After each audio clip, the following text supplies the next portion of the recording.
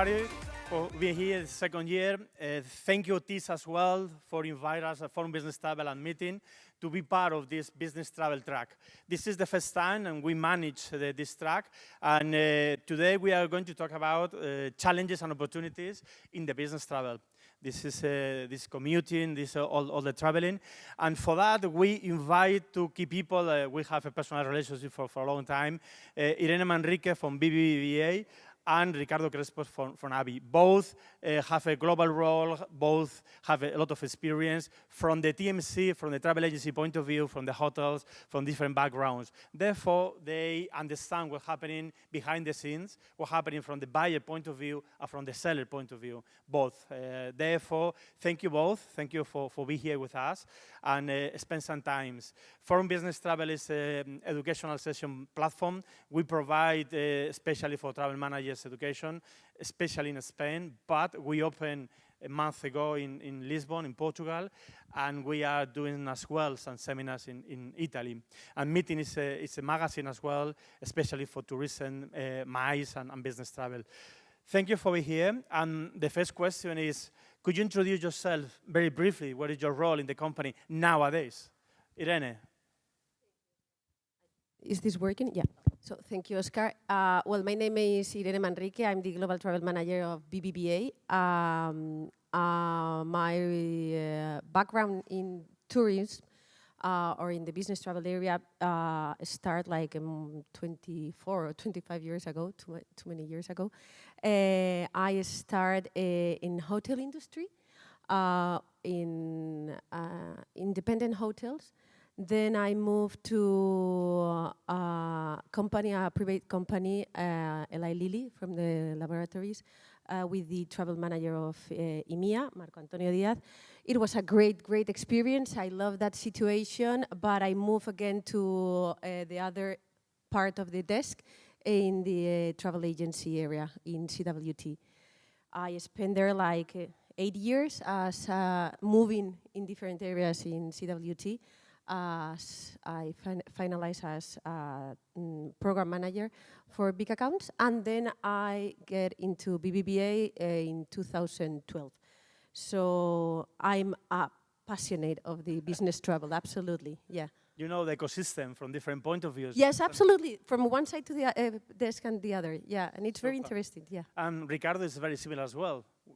Yes, well, thank you for inviting me, first of all, and welcome everyone as well. My name is Ricardo Crespo. I work for AbbVie since 2013, when we created the company, split from AbbVie Laboratories. But I've been in AbbVie since 2004.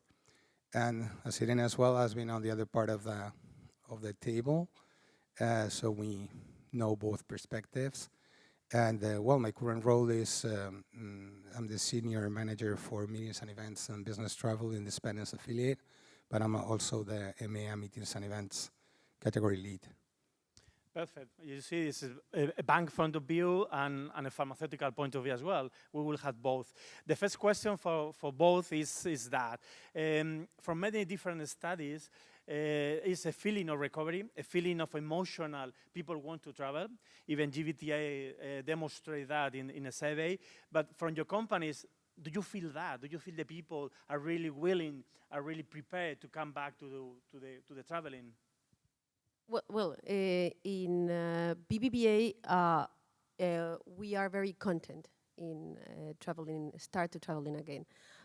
We start in September. We open the options to start traveling in September to not only to Spain, to Europe and to the rest of the countries, but it's not the same scenario in the rest of the countries. We are like less than 50%. I think it's very common, this situation in the rest of the companies, 50% of the volume, all BBVA globally, because we are in a scenario that not all countries are in the same phases of traveling.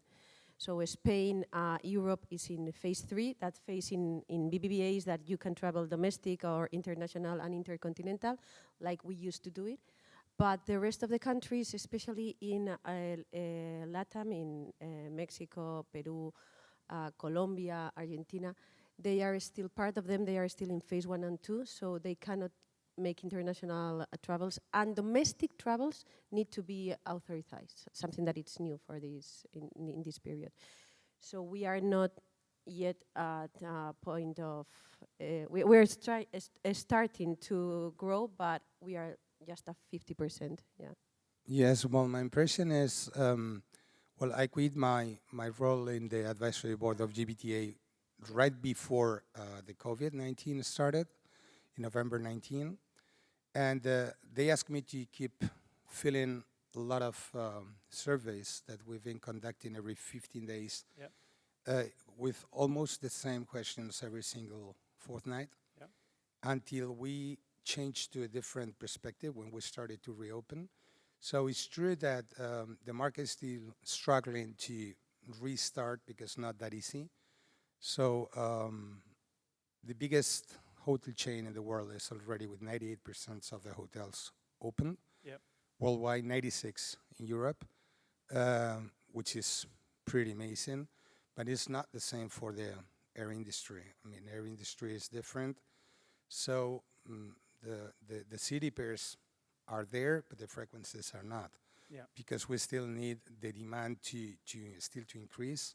So as Irene said, we may be like in a 40% on transient, which means that we're not even on half of the turnover that we used to have before pandemic, because the point is same one, is domestically we can travel, even in which is our area, which is for us is Western Europe and Canada.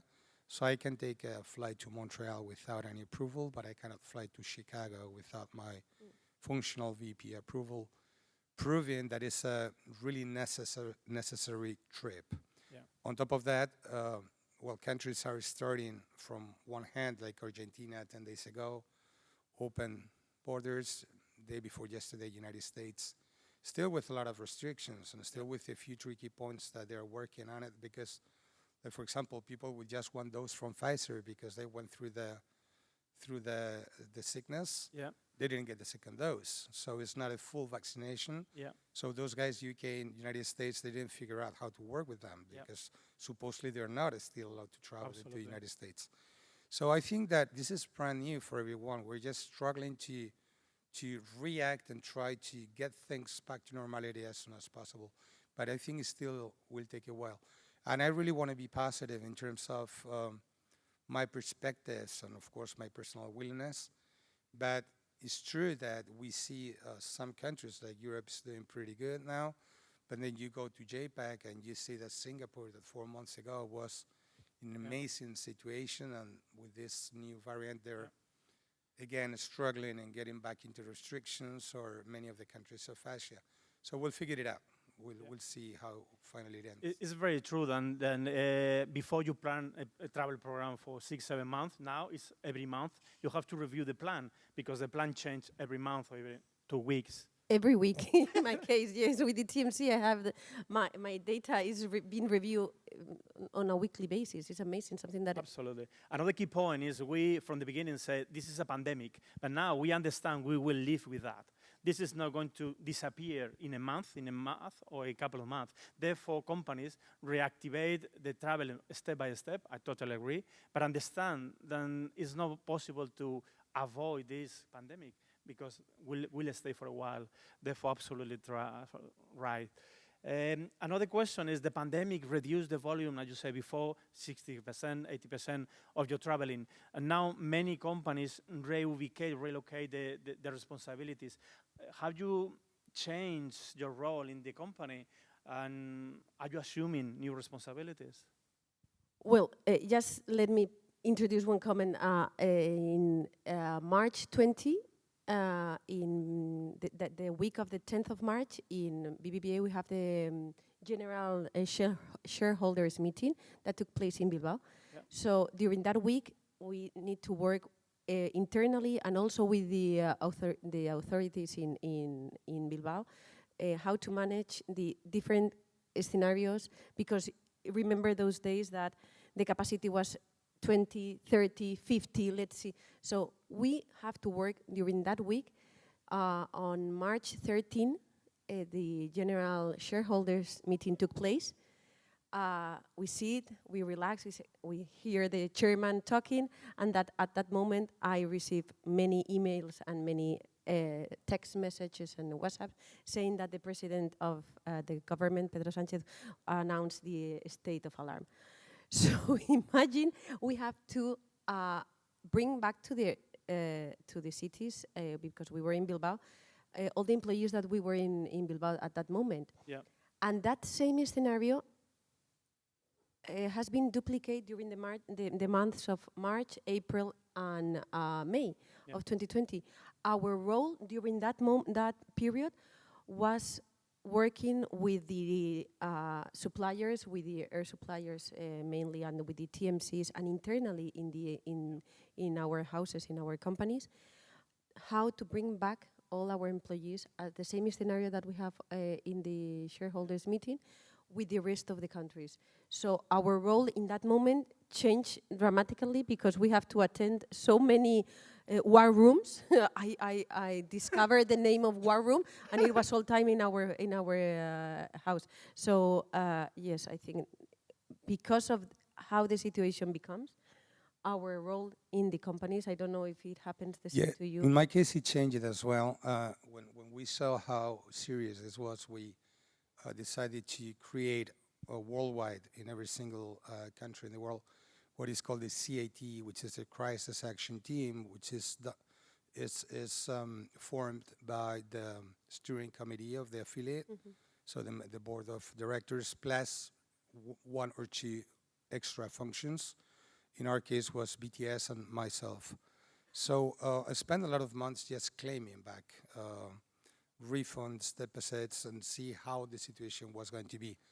And I would like to take this opportunity to say that I was really, really amazed by in general terms, I would say in 90%, of course there are exceptions, but we said in March 2020 one thing, that I said this thing is gonna show the best and the worst things of the companies and the individuals as human beings as well. And I'm glad to say that in 95% of the cases was amazing things. I was really impressed by the behavior of all the suppliers of this sector, which was a situation that was absolutely devastated for everyone, and how they, just like in Phoenix, just came out started from scratch, because you need to put all your planes down.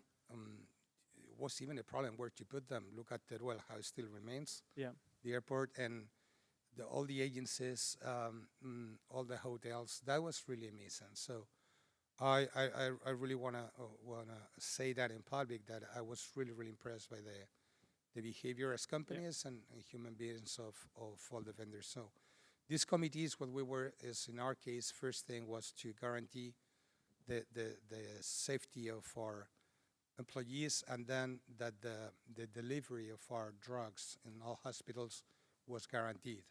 So this was, we had a lot of work, taking drugs from many, even in some other countries, to put them not in the regular procedures, just to make sure that every single hospital asking for the drugs they needed, they were going to be available for the patients.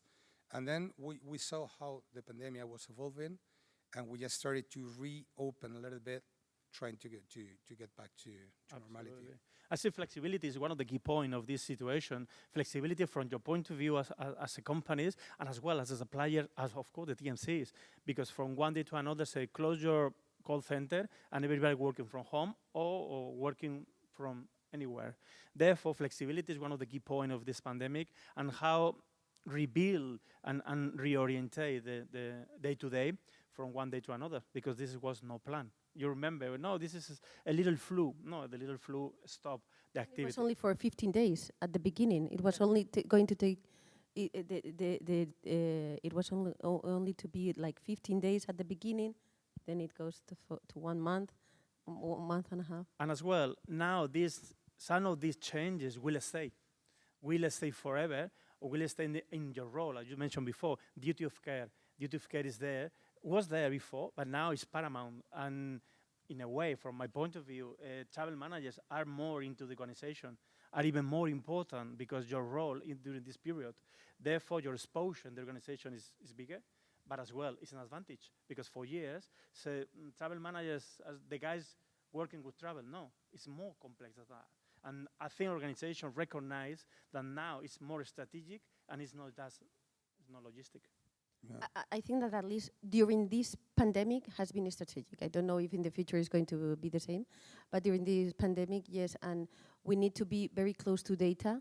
Data was absolutely critical for us. Yeah. All the suppliers, the data that they bring us was essential, was critical.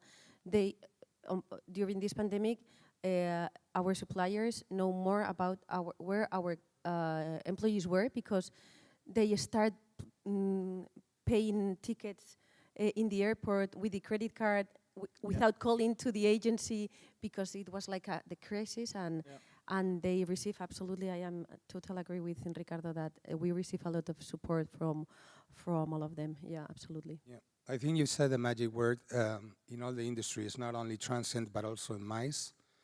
The other day I was being asked by hotel chain and advisory board because it's true that leisure is recovering pretty fast because people is going nuts on holiday anywhere. I mean, people really needs the human contact, and Absolutely. so the leisure part has restarted. Business travel transient is half of the way, but MICE activity, especially for large files, is still really, really low. So the question was, what should we do for try to impulse this to get it started back again?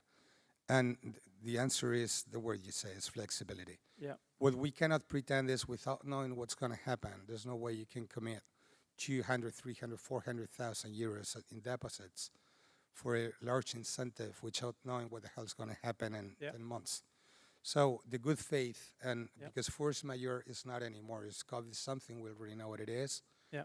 So if you want me to commit my funds and to invest money in that part of our promotional activity or our rewards program for employees, I need to know that the good faith goes a little bit far beyond than something being said by the OMS or something said by a state, like UK closes border, and then of course I cannot go to London if the borders are closed.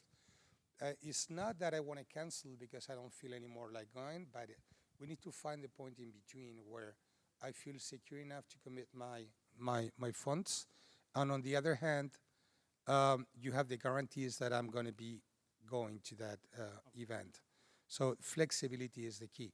Running an RFP for me now means nothing because an RFP is based on data, which is worthless because we don't know the data.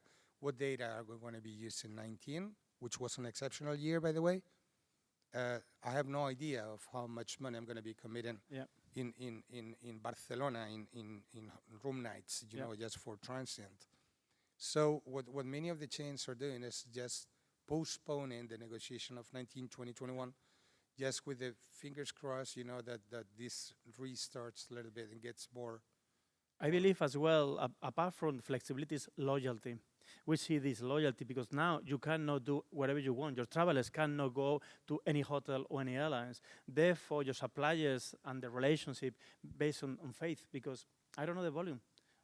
Honestly, I don't know the number of rooms, the number of flights, the city pairs, even is nothing. Therefore, loyalty as well, I think, will get there as well, because when you have a crisis, people recognize who help each other. And you mentioned before. Yeah, but we were discussing before the session, and we agree, both of us, that now one of the things that has changed in the policy is that now we're saying, guys, if you want to fly to Orly in France, we had, or Charles de Gaulle, same thing, we had between the four main companies flying there, maybe, I don't know, but you have 30 options, 30 different options, I don't know. Now maybe you only have 10, because, well, other thing that is going to be an issue is how to keep those slots with the frequency you need to do to guarantee those slots. Yeah. But I think that the authorities need to work on that, because companies cannot fly fake or ghost planes, you know, just to keep the slots. Excuse me.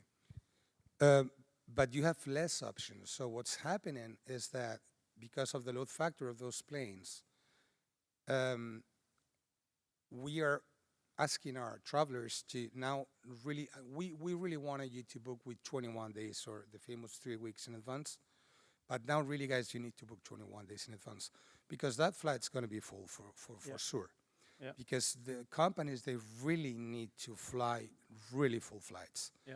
So the difference between booking 3 weeks in advance or 3 days in advance is that you're going to be paying 120 euros for a round trip flight, or you're going to be paying 700 or 800 for the same seat. Yeah, and that and you need to anticipate not only for the intercontinental or international that we used to be more comfortable to be booking in advance. The domestic is exactly the same. You try to fly to Bilbao or you try to fly to Barcelona, and the advance is a priority. It's absolutely. Travel is more expensive.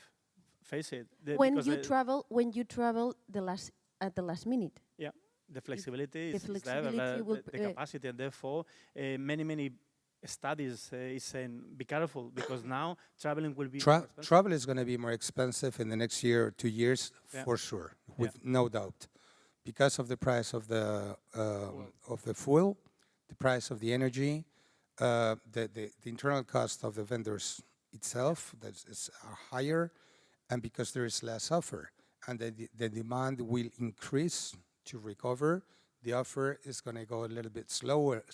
Yeah.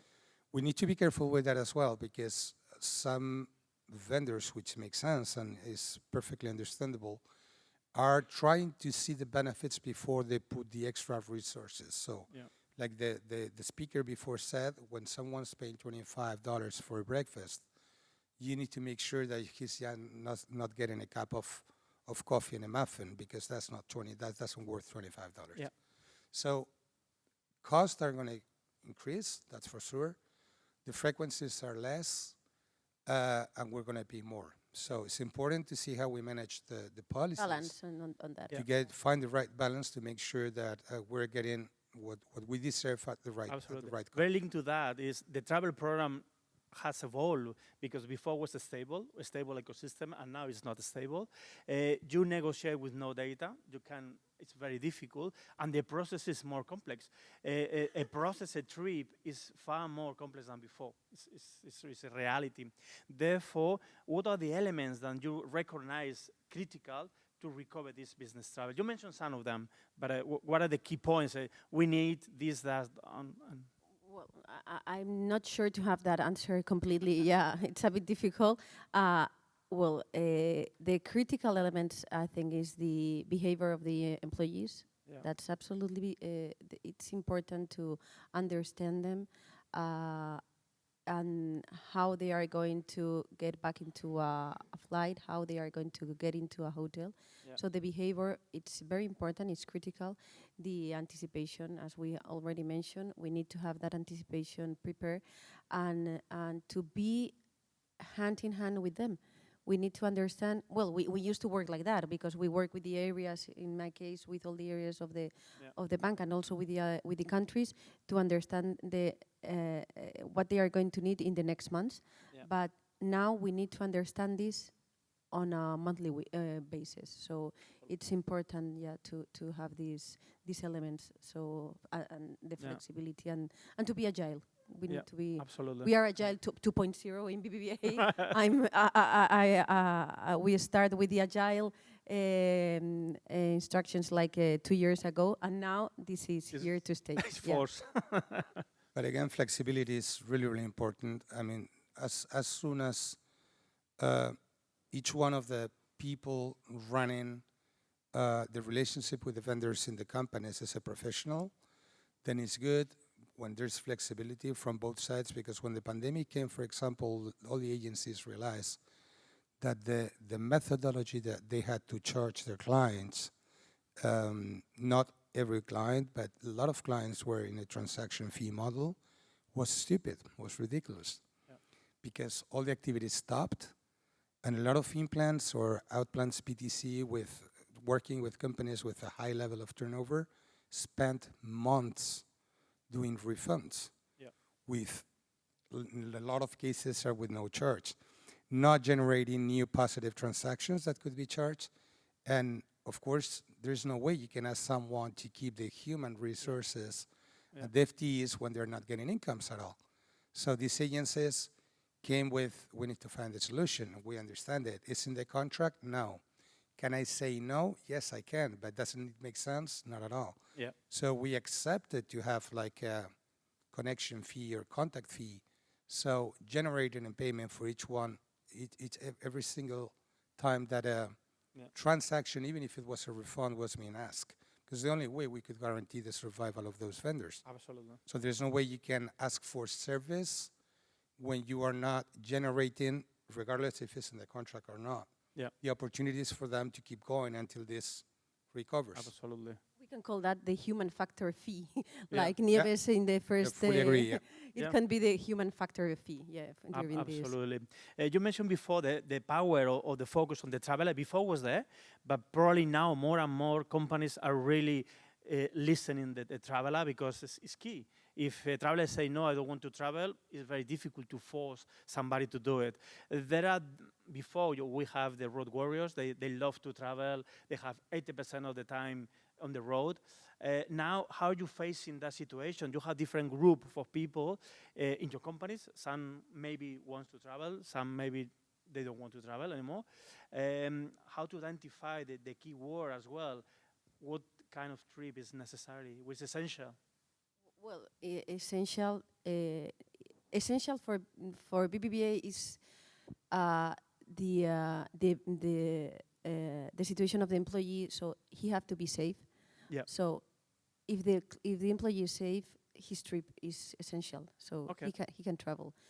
Now, as I told you at the beginning, we have no authorization. The process now, the travel policy is exactly the same as we have at the prior the pandemic. So they can make their bookings. They can fly. The online booking tool is open for them. But yes, we find that they like I don't know if to call it if it's like respect to start flying again. And we saw this situation especially in the long haul.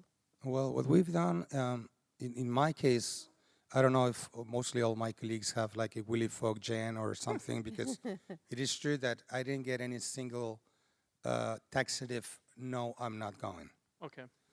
So I would say everyone is willing to go back. It is true that sometimes, what we've done firstly is explain, because the travelers, they don't get access to the same information that we do. So explain them how the airplanes work, how they work, how the vertical circulation of air, how the HEPA filters work, how safe it is, all this spray that is being released in between every single flight, just to clean the aircraft. Same thing for Renfe, the protocols that they have to clean the trains. And anyhow, those travelers were saying you have much more risk in the underground, in the subway in Madrid, every single day, or in a public bus, or even in a taxi that is being, say, COVID-19 safe. I don't know where that safety is, because I see one client going down, the next one jumping in. So for me, it's a stupid claim, because it's not true. You have more possibilities. This is a lottery, but you have more possibilities to win a ticket in the subway or in a taxi or even in the street that maybe in an airplane or a train. Absolutely. Encouraging them to go back to travel if they feel like. It is true that some guys, because there was really, really low quantity of flights or trains available, they were quite full. Yeah. At the beginning, they said, I feel better going by myself in my company car, or even in my personal car and getting paid for the mileage. Yeah. We said, do it. Yeah. If you go to Malaga, you need 90 minutes to get to the airport, 1 hour of flight, 1 hour to get to your hotel. It's 3.5 hours, 5 hours, you are door to door. You feel better going in your own car. We'll never force you not to do it. So everyone that has asked you move differently, the answer of the company has been yes, do it the way you feel safer. Absolutely. There is a report, there is a study from McKinsey, the consultancy, that they recognize different time or different kind of travelers. And one of them is these people that they don't really want to travel, but they understand that the future of the job is traveling. Therefore, there is this imbalance between, I don't really feel like to travel again, but on the other hand, if I don't travel, my job may be at risk in my salary because my job is very linked to traveling. Yeah, the relation in person is absolutely critical. So that the only way you can have a conversation in person is flying or getting into a hotel with your client or with your colleagues. So it's very difficult to sell behind the screen, and if your competitor is traveling and is having a face-to-face meeting, you cannot compete with that. It's very difficult. Yeah, but it's true also that the level that we had only 2 years ago with Skype or WebEx, due to the pandemic, I mean, Zoom, Teams, even people when we were locked down with House Party, a lot of people downloaded apps that they even didn't know that they exist, no? Yeah. That has evolved dramatically. So the Zoom access or Teams access or any of the applications access that we had in March 20 has nothing to do with that same tool today. Yeah. So what that has shown is that, and due also to the restrictions of the budgets of the company paying for the travel, is that a lot of companies have make a difference in between have to be or nice to be. Yeah. Do you really need to go to that meeting? Yeah. Is it not something you can work out on a Teams call? Because some of the meetings are absolutely mandatory to be face-to-face. MICE activity, of course, is different. That will always remain. There's no way you can do an incentive or a national sales convention on Teams or Zoom. And it's proven that that kind of connectivity needs also to evolve because there's no way you can keep your attention on a Teams or Zoom call longer than 45 minutes. It's absolutely impossible. Absolutely. So icebreakers, coffee, virtual coffee breaks, many other things needs to be, worked just to make sure that the productivity and the attention of the participants is kept into the call. But it's true that now a lot of companies do not allow to travel for every single purpose that maybe they did before. Not only because of the evolution of the AV, but also because the budget restrictions. The saving. The last question is about the opportunities. We talk about opportunities, we talk about different elements, but from the crisis, always there are opportunities, something to improve in the business travel ecosystem. From your point of view, what is there in the future? What is the opportunity you see in the future? Well, depending, but for example, your travel program, if you have now the opportunity to change your travel program due to this new scenario. Absolutely. So if you was thinking, okay, let's see if we escalate the changes of policy, now is the opportunity to make those changes.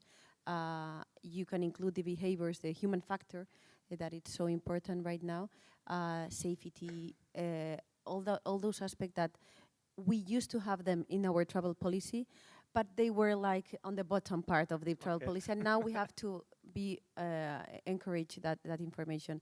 And maybe also the merges. I have no idea if there is going to be any merge, but I think that there are too many actors for this film. Yeah, so absolutely. Ricardo, what do you see in the future? Fully agree with Irene. Mergers are going to happen, and still, unfortunately, when the last prolongation of this special unemployment situation expires in February 21, hundreds of thousands of people needs to reallocate.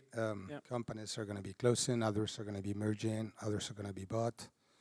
That's going to happen, and there needs to be a repositioning of the sector itself. Yeah. But I will go as always to the same thing. I think it's an opportunity for the excellence in the face-to-face relationship with your vendors. Yeah. Even if it's transient, which is more cold, it's more transactional, it's just an online booking tool or whatever, and there's a policy. But again, I think that the relationship with your account director, your account manager, making things happen apart from the contract, apart from the processes, that flexibility, again, that word, which is going to be key in the next 2 years, flexibility and really willingness, to make things work. That passion is going to make the difference in between the actors that are going to remain on the race and the ones that will not. we see as well the opportunity of digitalization. Many companies want to implement new technologies, and thanks to that situation, first of all, travel managers reduce the amount of work, the day-to-day work, and on the other hand, they have the opportunity to digitalize part of the process. Therefore, yeah, digitalization as well maybe is another opportunity that happen in this period. We finished. If you have any question, is the time. We have 5 minutes for questions, and if they transmit a wonderful message, I really appreciate that. And if anybody wants to ask any question, is right now is the time. No? Okay. Thank you, Ricardo. Thank you, Irene. Again, it's a pleasure in this environment and in Sevilla. It's a long time we know each other and the time to the face-to-face meeting. Thank you. My pleasure.